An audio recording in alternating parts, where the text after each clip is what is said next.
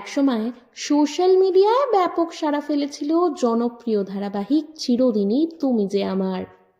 বিশেষ করে নায়ক জিতু কমল ও ধারাবাহিকের প্রথম নায়িকা দিতিপ্রিয়া রায়ের মধ্যে হওয়া বিতর্ক নিয়ে তুমুল চর্চা চলেছিল। সেই ঘটনার পর দিতিপ্রিয়া ধারাবাহিক ছেড়ে দেন।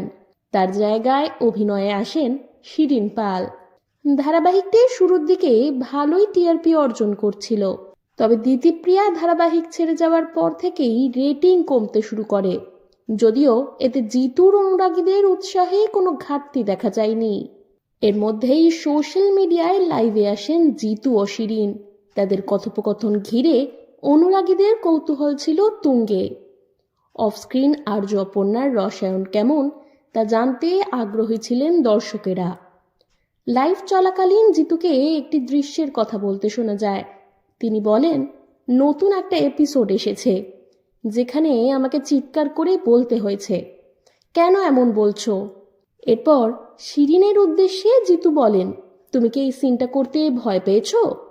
পাশে বসে থাকা শিরিন হেসে জবাব দেন, না না, ভয় কেন পাবো, জানি তো ওটা অভিনয়। তবে এখানেই থামেননি জিতু। নিজের স্বভাবসুলভ রসিকতা বজায় রেখে তিনি বলেন, এই তো বললে একটা টক্সিক মানুষের মতো, আমি প্রচণ্ড ভয় পেয়েছিলাম। এর উত্তরে শিরিন পরিষ্কার করে জানান, আরে আমি বলতে চেয়েছি এই ব্যবহারটা আর্য সুলভ নয়।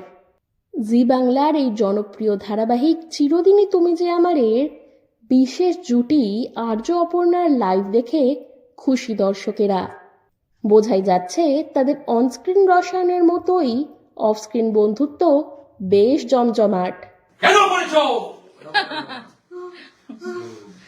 ওইরকম পিছিয়ে আমাকে কথা বলতে হবে তো আজকেই যাবে তো এপিসোডটা আর কি, যে আমাকে পিছিয়ে ধরতে হয়েছে কথা। তুমি ভয় পেয়েছিলে সিনটা করতে? না, এক্ষুনি তো তুমি জিনিয়ে বললে। আরে ওইটাতে ভয় পাবো কেন? তো জানি আমি ওটা। এক্ষুনি বললো একটা টক্সিক মানুষের মতো বিহেভ করছিল। হ্যাঁ, আমি প্রচন্ড ভয় পেয়েছিলাম, আর এখন বলছে না, মানে ক্যামেরার সামনে একটা সত্যি কথা বলছে না কিন্তু। এরকম মোটেই না। আমি কখন বললাম ভয় পেয়েছি? আমি বলেছি যে তখন যে ব্যবহারটা আর্য করেছে সেটা খুব একটা আর্য সুলভ নয়। আর্য সুলভ নয়, একটা মানুষের রাগ হবে, অভিমান হবে, প্রেম পাবে, দুঃখ পাবে। একটা মানুষ একটা ছাঁচে, মানে ইয়ে সবসময় প্রেমই করে, ইয়ে সবসময় লোকের পাশে দাঁড়ায়। আরে কাছে আতিয়ে এরকম নয়, মানুষ তো স্বাভাবিকভাবেই রেগে যাবে, কিন্তু রাগের বহিঃপ্রকাশটা এমন হলে খুবই মুশকিল। সেটা আমার কি করণীয় বলো? আমি তোমাকে বলেছি আর্য সুলভে আর্যর বা কি করণীয় বলো? তো রাইটার পেছনের লোকজন এরা আমাকে দিয়ে করায়, তোড়মোড় করায়, সব ভাঙচো ভাঙো, ডিরেক্টর অ্যাকশন বলে, আমি ভাঙতে শুরু করি।